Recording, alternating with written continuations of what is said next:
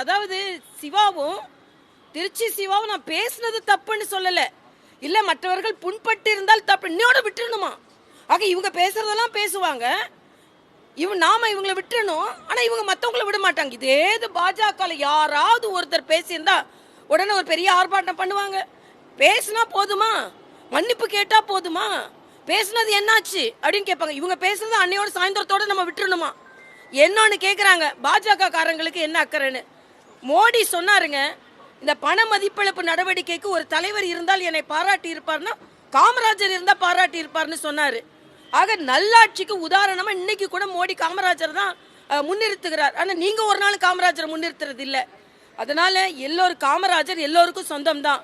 இன்னைக்கு காமராஜர் இன்னைக்கு எல்லாரும் படித்த குழந்தைகள் இந்த வீட்டில் எல்லாம் முன்னேறி இருக்கிறார்கள். எல்லாரும் காமராஜரோட பங்கு இருக்கு.